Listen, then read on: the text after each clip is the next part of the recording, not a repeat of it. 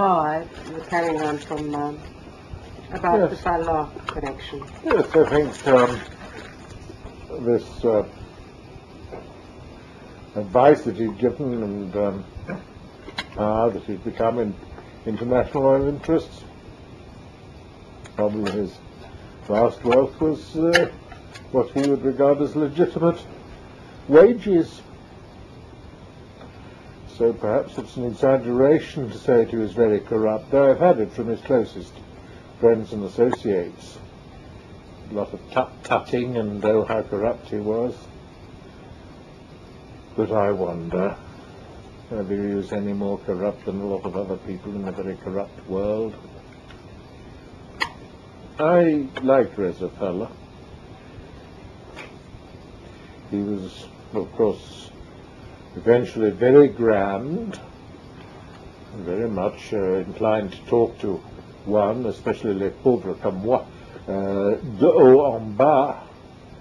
And yet there was always a continuum, a kind of personality force in Reza Falla, which was always the same throughout the years I knew him. And when I did meet him, he was always courteous. He was the kind of man who'd walk across a room to say, how do you do, to an old friend. So it wouldn't matter, therefore, if some of that fortune was set out for the Persian studies, for a fellowship in Persian studies. I would welcome it. I've no worry myself. I suggested once that when I was told by an intimate friend of hers that Madame Falla was looking for ways of creating some kind of memorial to Reza's name, and I promptly said, oh, a permanent readership in Persian studies at Cambridge in the name of Reza Falla, to be called the Reza Falla Readership in Persian Studies. I thought this was a splendid idea. She could subscribe 500 or 600,000 pounds, which would be the endowment necessary for such a readership, without it making very much difference, and it would provide certainly a very honourable fellowship, a memorial to her husband, and a memorial of a kind which I think my old friend Reza Falla wouldn't have demurred at. He might have been rather pleased. When I suggested it to Iranians who were interested in a project such as this, I was told, oh no, that he was too corrupt, couldn't have anything named after him. But I think I was wrong in accepting that judgment. I think I'd as lief have a readership in Persian studies in perpetuity in Cambridge named after Reza Falla as after anybody else. Yes. It's like the story of when Samuel Johnson, who was very friendly with the Lord Harvey, one of the Bristols, of the Harveys of Ickworth, and somebody said something derogatory about young Lord Harvey in the great Dr. Johnson's presence. And Johnson, all Englishmen love dogs, meaning it as a compliment, rebuked this man and said, sir, I would as lief have a dog named Harvey as by any other name. I think I must say that I'd as lief have a readership to succeed me when I retire in Cambridge in Persian studies named after Reza Falla as after anybody else, quite honestly. Yes. Now, I would like to talk about the whole of the Pahlavi period cultural contribution to Persian culture. What would be your assessment? Nil. Practically nil on the whole. The Pahlavi period contributed a reassertion of Iran as a sovereign entity.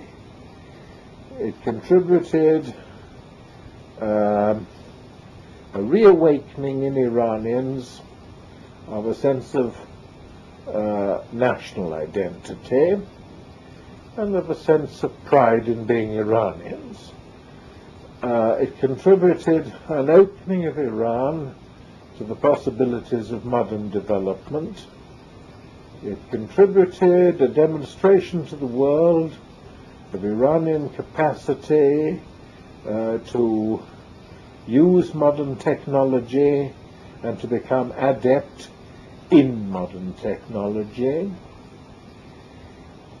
It contributed the possibility of the dream of Iran becoming a power in the world being realized, albeit only a possibility, and I am here talking in terms of dreams. But it contributed, I think, very little to the continuation of Persian culture. And then not very much had been contributed to the continuation of classical Persian culture since the end of the Timurid period, which is taking us down to, the middle of the 16th century. Not much was done, except in the fields of architecture. In the Safavid period, even, to the continuity of the subtleties of Persian art. Do you attribute that to the rise of Shiism and obscurantism in general? Obscurantism and Shiism, you're a terrible interviewer to have, because you speak almost entirely with my vocabulary.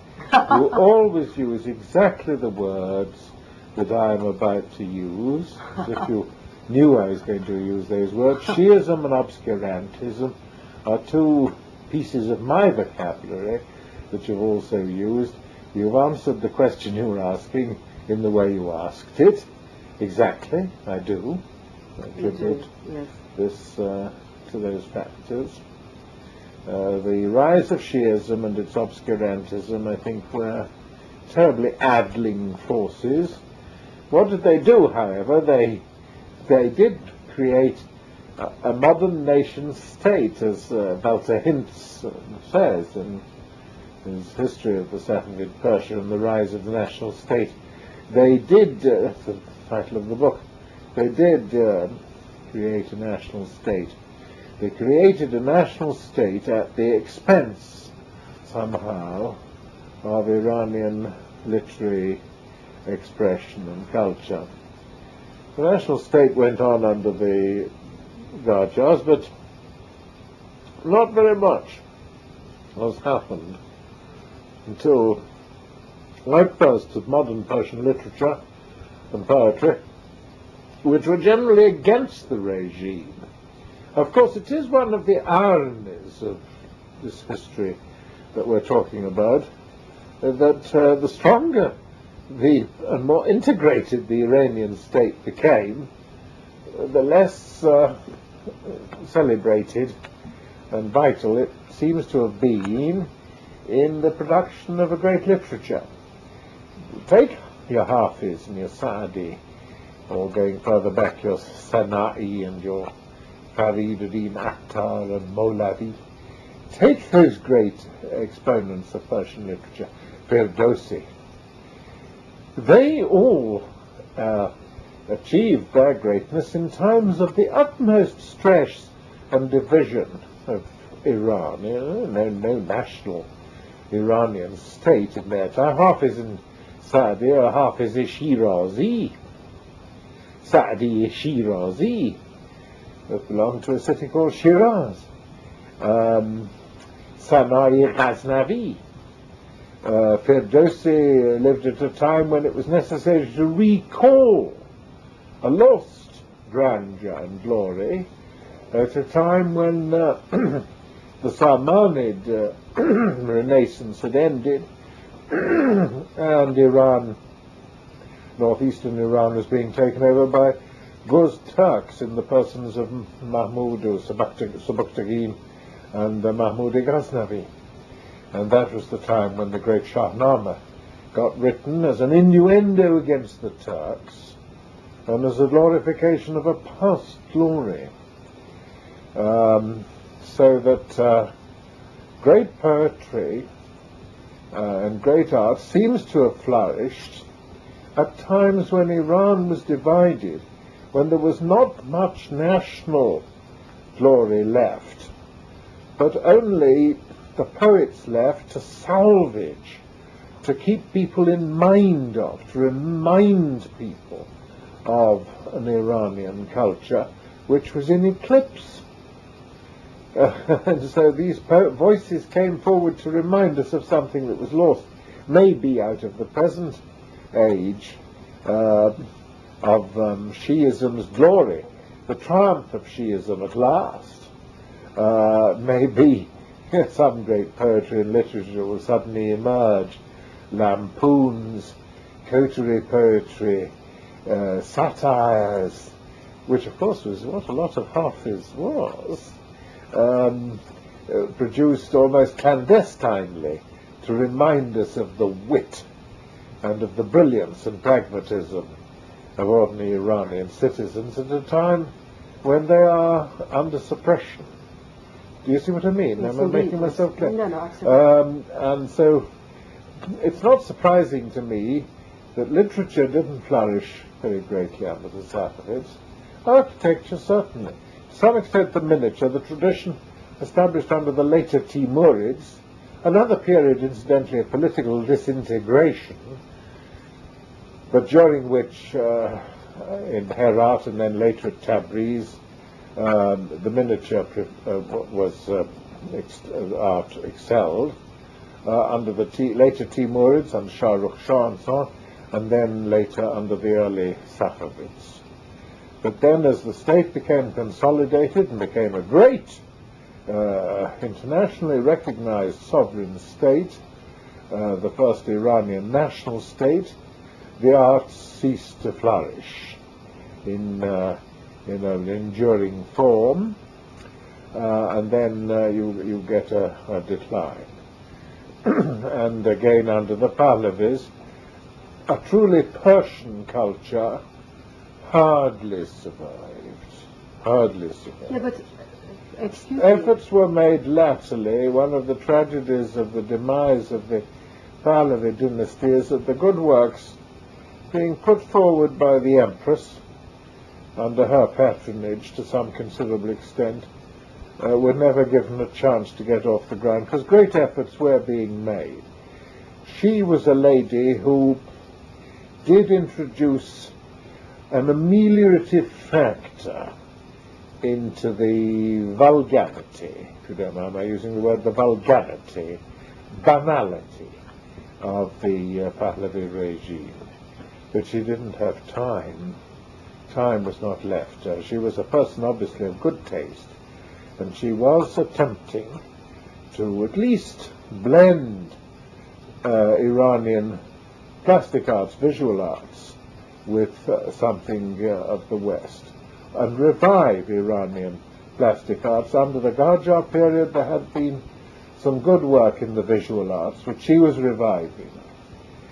But alas, one of the things I regret most about the revolution was that this kind of cultural effort being mounted by that lady was, of course, curtailed, cut short. But if you don't mind going back to the beginning of the Reza Shah era, it seemed to me that all through the Qajar, due to the total ascendancy of the mullahs and so on, the language itself had been so eroded that hardly any literary work was produced that didn't contain something like 70% Arabic words. Yes, I wouldn't blame that on the mullahs so much. The Arab ascendancy, it of course did come in periods of intense religiosity. It came back in the time of Mahmud of Ghazna, in his strong cultivation of Islam, and the language of the Chancery became much more Arabicized than it had been during the Persianizing period under the Samanids. And then, well, of course, the language situation became very involved later, because you got the Mongols who were talking Mongol, and Turks, the Seljuks, who were talking Turkish and so on. You got Bayhaqi, who produces a marvelous Persian. There's al-Mulk, who wrote a beautiful Persian. You got, of course, continuators of the Persian cultural tradition under the Seljuks, and then later under the Mongols, although Rashid ad-Din Fazlullah writing again in Persian. You got attempts always to keep alive the Persian. You got then under the later Timurids, you got the Tazkirat al-Shura of Dawlat Shah. You got the great work of Ali Shir Navai in his marvelous effort to encourage both the survival of the Persian language and the beginning of Chagatai Turkish. He is a sort of Zul Logatain. You got all that, and then you got a period of under the Safavids when there was a retrogression, certainly a terrible relapse. You got the famous stories of the attempt to Shiitize, so to speak, Iran, the bringing in of mullahs from Iraq who didn't know Persian. You have the marvelous episode. It's recounted in Brown's Literary History of Persia. Can't give you the page and volume reference straight off. But the story of the mullahs being imported into Iran to propagate Shiism.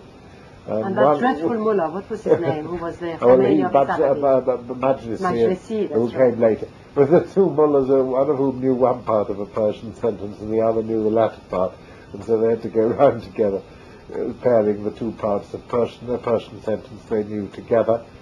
Then, of course, you did get falling off in language. But then, under Nadir Shah, you got the historian of Nadir Shah, Mahdi Khan Astarabadi, writing in a very bombastic, over-Arabicized Persian. At the same time, you got Muhammad Qasim of Marv, who wrote a quite much simpler, much more straightforward, quite good Persian. So you got that, and then, but gradually, you got a more and more a tendency in Chancery language, in official language, to Arabicization until the later Qajars and the realization that Iran had to pull its socks up, become a little bit more succinct, a little bit more direct, and so you've got Qaim Magami, and Amir Kabir, and the various Qajar enlightened viziers who tended to try and purge the language of some of its empty bombast. But it wasn't, of course, really until the great writers of the vernacular of the late 19th, early 20th century, Taliboff, Maragai of the Siyahatname, Ibrahim Beg, and ultimately Jamal Zadeh and that Berlin group in the First World War, and so on, who started to write a direct simplified Persian. But this linguistic development, I wouldn't blame its faults on the mullahs, or the mullahs always continued to lisp, as it were, their own peculiar dialect, which a friend of mine in Tehran used to be able to imitate so well. I can't do it. It's like whistle of the false teeth, subhanallah, as you were getting into the khazina and the hammam. I mean, the mullahs were always a bit of a joke, speaking a slightly Arabicized, Najafi, Iraqi Persian. They say Khomeini does too, as a matter of fact. Yes, but you see, no, I mean, with the seems to be pretty effective with the masses, whatever the dialect may be. But the with Reza Shah, with the institution of the Royal Academy, and with the appointment of just about the best elite, whether Western or traditional educated people, to the best posts and chairs at the University of Tehran, that whole first generation really produced a cultural elite which was renovative, which was very progressive in some ways, and which paved the way for people like صادق, Hidayat, and all the people who have been writing, during the Pahlavi reign, the poets. Today there is absolutely nothing. They're all the good poets that we know of the last 30 or 40 years are the product of all all that renovation, it seems to me, and all the backing for what is Persian as opposed to what is Arabic. I wish I could agree with you that the Pahlavis did very much for Iranian culture, but I suppose certainly in de-Arabicizing Persian they did something, quite a lot, I suppose. And also, Yes. to go back to the Queen, it seems to me that she, in the little time that she had, she really did something for all the arts in Persia that were totally fallen into désuétude, that were like, Yes, like I think the she did crafts quite and a the lot, art, poor girl. I and, think she attempted a lot.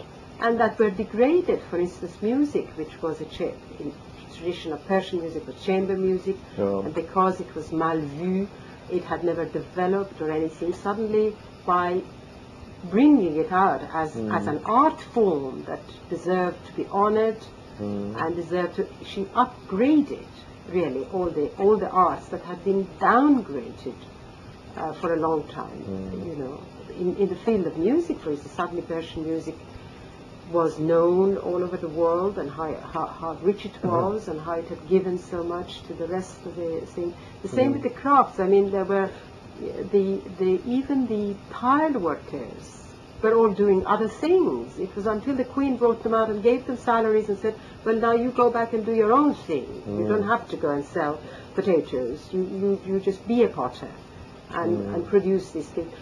One has to acknowledge that. I mean, there was definitely, under the aegis of the Queen, I mean, I went from outside and looked at it, a kind of artistic renouveau. Yes, I think she did a lot of it. I think, as I was saying, and it's a great pity that more time couldn't be afforded her to continue that good work. Well, of course, Rome isn't built in one day, is it? Well, the revolutions just destroy everything, don't they? The good with the bad. And I think in that case they were destroying good. They were destroying good, of course, also, of course, in one aspect of the thing that I see very little mentioned in commentators on this revolution. Because people are insensitive. One of the things the Queen did, and one of the things the Pahlavi Foundation did, was to found orphanages, to do wonderful works for impoverished and abandoned children and beggars. Great works were done in this respect. Institutions were established, run on impeccable lines, with a lot of Iranian workers, men and women, working with immense goodwill and devotion in this, what some people, superficial observers of Iranians, might regard as uncharacteristic Iranian occupation, since the Iranians are always considered so selfish and egotistical and so this and so that. But people perhaps don't expect Iranians to do. Yes. One of the things that happened under the Pahlavi regime, good things, was the establishment of these institutions for looking after orphans, looking after the maimed, looking after malformed children, sort of thing the Empress was very interested in. And one of the horrible aspects of the revolution was the sudden collapse of these institutions, with these unfortunate children suddenly left, neglected and so on. I don't know what the resolution of that situation has been, but at the time of the revolution I was given information of the most disturbing kind of this abandonment of these good works that had been instituted under the Pahlavis. Of course, this was part of the tragic dichotomy that had arisen.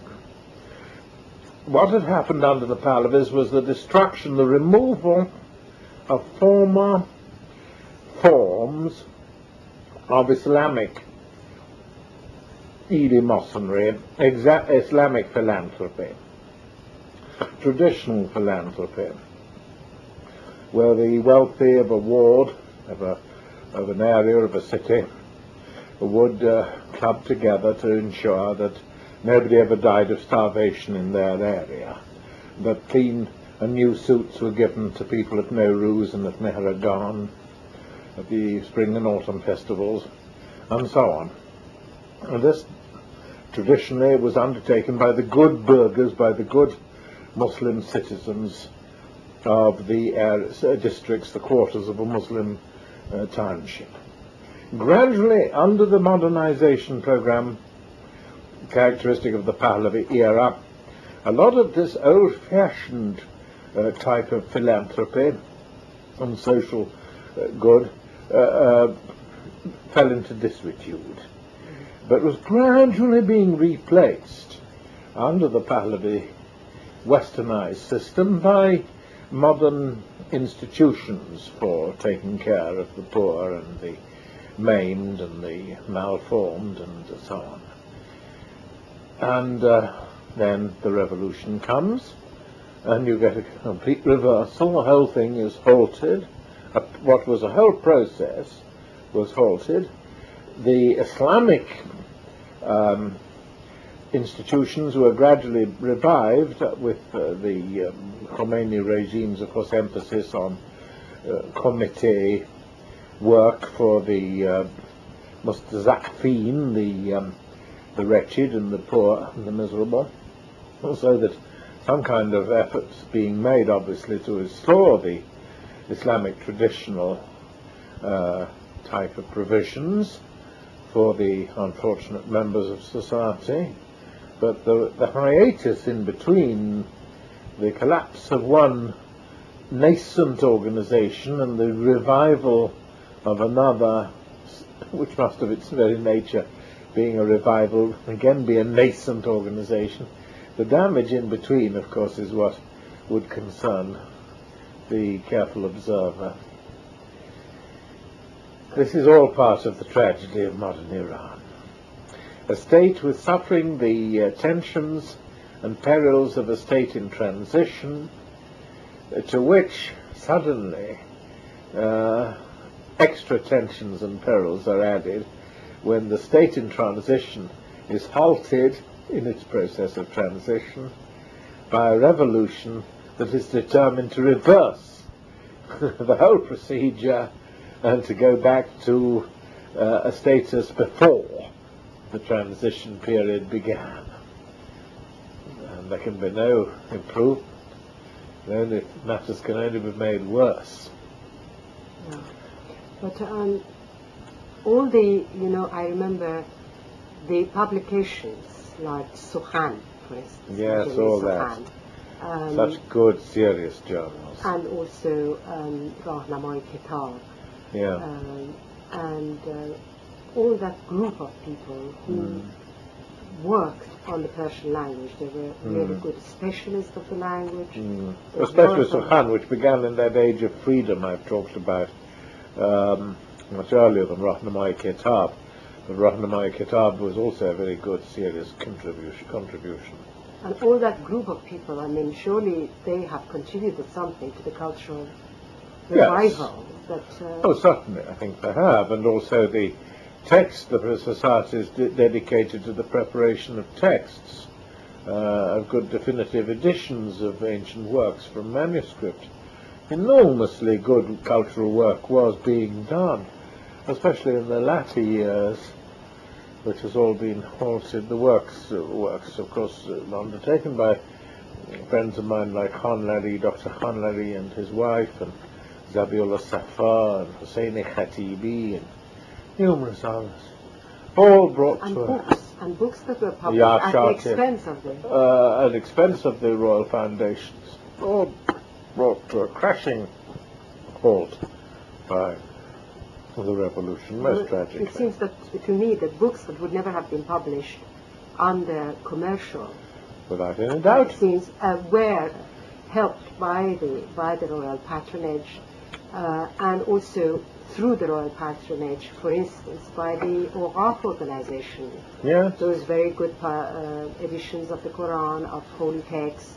Well, yeah, a lot of that went on, yeah. You see, which would never have been possible if it was only the commercial, if it was only the market forces operating in the publishing world. I wouldn't belittle too much the possibilities of Iranian private enterprise. I think they would have managed to produce quite a lot. There certainly was a big literary flair, literary revival in the publication of literature, not in its creation. Not in its creation, but certainly in the publication and editing of ancient examples of literature. You know, what about the poets, the young poets? And Not very good. Not very good. You don't like any of their works? Well, Nadir Kaur I like very much. He's a very good poet. Nino AIOC, very good. But you mentioned the more recent ones. The more recent ones, I don't know of any. No. Yeah, some of it was good. Some of it, yeah. So how would you I've always felt with modern Iranian poets that they are saddled with such an extraordinarily grand and versatile, in quotes, classical tradition, that they've got an awful job on their hands to try and produce anything innovatory. They are overwhelmed by a vast. Well, so all the Hafiz is a very difficult act to follow. Let's just sum it up by putting it like that. That's right. But also, for instance, the Royal Academy.